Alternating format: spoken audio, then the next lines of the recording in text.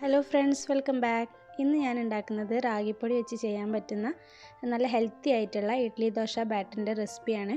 അപ്പോൾ നമുക്കതെങ്ങനെ തയ്യാറാക്കാമെന്ന് നോക്കാം. നമുക്ക് ആദ്യം മാവൊന്ന് അരച്ചെടുക്കാം. അപ്പോൾ അതിന് വേണ്ടി ഇപ്പോൾ ഞാൻ 1 കപ്പ് മട്ട അരി എടുത്തിട്ടുണ്ട്. പിന്നെ 1/2 കപ്പ് ഉഴുന്ന് കൂടെ ചേർത്ത് കൊടുക്കുന്നുണ്ട്. അപ്പോൾ ഇതിപ്പോൾ ഞാൻ ഉണ്ടാക്കുന്നത് റാഗി പൊടി വെച്ചായതുകൊണ്ട് തന്നെ ഇത് അരച്ചെടുത്തതിൻ്റെ ശേഷമാണ് പൊടി ചേർത്ത് കൊടുക്കുന്നത്. അപ്പോൾ പൊടിയില്ല റാഗിയാണ് ചേർത്ത് കൊടുക്കുന്നതെങ്കിൽ ഇതിൻ്റെ കൂടെ 2 കപ്പ് റാഗി കൂടെ കുതിർക്കാൻ വേണ്ടിയിടുക. പിന്നെ 1 ടീസ്പൂൺ ഉലുവ ചേർത്ത് കൊടുത്തിട്ടുണ്ട്. എന്നിട്ട് നന്നായി തന്നെ കഴുകിയെടുത്തതിൻ്റെ ശേഷം ഒരു 5-6 മണിക്കൂർ ഒന്ന് കുതിരാൻ വേണ്ടി മാറ്റി വെക്കുക. അപ്പോൾ നന്നായി കുതിർന്നാൽ മാത്രമേ നമുക്ക് നല്ല സോഫ്റ്റ് ആയിട്ടുള്ള ഇഡ്ഡലി കിട്ടുള്ളൂ. അപ്പോൾ അതുപോലെ തന്നെ നല്ല സോഫ്റ്റായി കിട്ടാൻ വേണ്ടിയിട്ട് കുറച്ച് അവിൽ ചേർത്ത് കൊടുക്കുന്നുണ്ട്. ഇനിയിപ്പോൾ അവിലില്ലെങ്കിൽ അവലിന് പകരം കുറച്ച് ചോറ് ചേർത്ത് കൊടുത്താൽ മതി. അപ്പോൾ ഇനി ബാക്കിയെല്ലാം കൂടി നമുക്ക് ഒന്ന് അരച്ചെടുക്കാം. സാധാരണ ഇഡ്ഡലിക്ക് അരക്കുന്ന പോലെ നല്ല തരിയൊന്നും ഇല്ലാതെ നല്ല സോഫ്റ്റായിട്ട് തന്നെ അരച്ചെടുക്കുക. നല്ല കുതിർന്ന അരിയും ഉഴുന്നൊക്കെ ആണെങ്കിൽ പെട്ടെന്ന് തന്നെ നമുക്ക് അരച്ചെടുക്കാൻ കഴിയും. ഞാനിപ്പോൾ മിക്സിയിലാണ് അരക്കുന്നത്. അപ്പോൾ നമുക്ക് മിക്സി ചൂടാകാതിരിക്കാൻ വേണ്ടിയിട്ട് ഞാനിപ്പോൾ തണുത്ത വെള്ളത്തിലാണ് അരച്ചെടുക്കുന്നത്. മിക്സി ചൂടായി അല്ലെങ്കിൽ നമ്മുടെ ബാറ്ററി ചൂടായി അത് ഇഡ്ഡലി പൊങ്ങാതൊക്കെ വരാൻ സാധ്യതയുണ്ട്.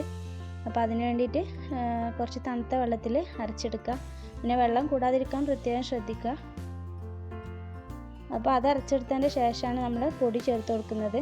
അപ്പോൾ 2 കപ്പ് റാഗി പൊടി ചേർത്ത് കൊടുക്കുന്നുണ്ട്.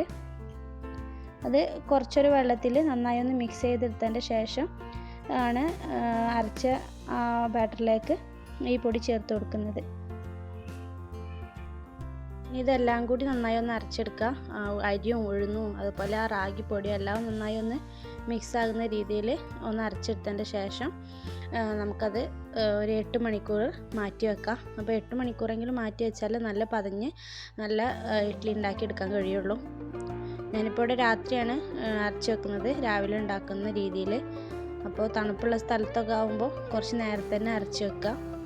പിന്നെ അരച്ചെടുത്തതിന് ശേഷം കൈ വെച്ച് നന്നായി തന്നെ ഈ ഒരു മാവ് മിക്സ് ചെയ്തെടുക്കുക. എന്നാലേ നമുക്ക് നല്ലൊരു പതഞ്ഞ് പൊങ്ങി നല്ല പെർഫെക്റ്റായിട്ട് കിട്ടുള്ളൂ.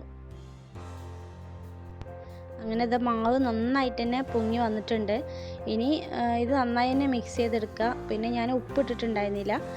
ഉണ്ടാക്കുന്നതിനനുസരിച്ച് ആവശ്യത്തിനുള്ള ഉപ്പ് ഇട്ടിട്ടാണ് ഉണ്ടാക്കാറ്. അപ്പോൾ നമുക്ക് നന്നായി ഒന്ന് മിക്സ് ചെയ്തെടുത്തതിൻ്റെ ശേഷം ആവശ്യത്തിന് ഉപ്പ് കൂടി ചേർത്ത് കൊടുത്ത് ഇഡ്ഡലി ഉണ്ടാക്കിയെടുക്കാം. അപ്പോൾ ഒരു ഇഡ്ഡലി പാത്രം വെച്ച് അതിൽ വെള്ളം ഒന്ന് ചൂടാവുമ്പോഴേക്ക് നമുക്ക് ഇഡ്ഡലി തട്ട് ഒന്ന് റെഡിയാക്കി എടുക്കണം. അപ്പോൾ ഇഡ്ഡലി തട്ടിൽ കുറച്ച് ബട്ടറോ ഓയിലോ എന്തെങ്കിലും ഒന്ന് തടവി കൊടുക്കുകയാണെങ്കിൽ നമുക്ക് ഇഡ്ഡലി പെട്ടെന്ന് തന്നെ അടർത്തി മാറ്റാം. എന്നിട്ട് നമുക്ക് ഓരോ കുഴിയിലായിട്ട് മാവ് ഒഴിച്ചു കൊടുക്കാം. മാവ് ഒഴിച്ചു കൊടുത്ത് നന്നായി അടച്ച് വെച്ച് ഒരു 10 മിനിറ്റ് ആയാൽ തന്നെ നമുക്ക് ഇഡ്ഡലി നന്നായി വെന്ത് കിട്ടും.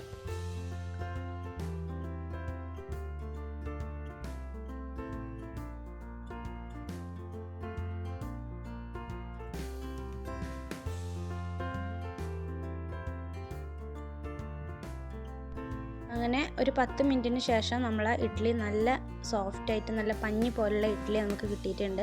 ഇനി അത് ചൂടാറിയതിന് ശേഷം നമുക്കതിൽ നിന്ന് എടുത്ത് മാറ്റാം.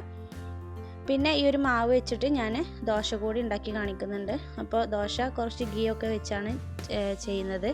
അപ്പോൾ കുട്ടികൾക്കൊക്കെ നമുക്ക് പെട്ടെന്ന് ഇഷ്ടമാവും കഴിക്കാൻ വേണ്ടിയിട്ട്. പെട്ടെന്ന് തന്നെ നമുക്കത് ഉണ്ടാക്കിയെടുക്കാനും കഴിയും.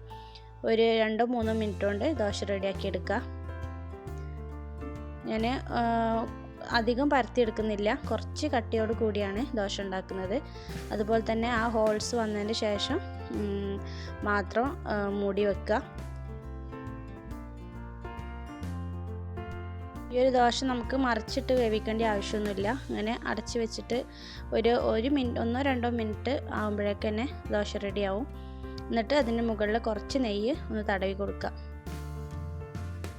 നല്ല സോഫ്റ്റ് ആയിട്ടുള്ള നല്ലൊരു ദോശയാണ്. കുട്ടികൾക്കൊക്കെ എന്തായാലും ഇഷ്ടമാവും. മാത്രമല്ല ധാരാളം ഫൈബറൊക്കെ അടങ്ങിയതുകൊണ്ട് തന്നെ നല്ല ഹെൽത്തി ആയിട്ടുള്ളൊരു റെസിപ്പി കൂടിയാണ്. പിന്നെ അതുമല്ല നമുക്ക് എല്ലാവർക്കും ഒരുപോലെ കഴിക്കാം. ഷുഗർ ഉള്ളവർക്കായാലും കുട്ടികൾക്കും എല്ലാവർക്കും നല്ലതുമാണ്. അപ്പോൾ എല്ലാവരും ട്രൈ ചെയ്ത് നോക്കുക.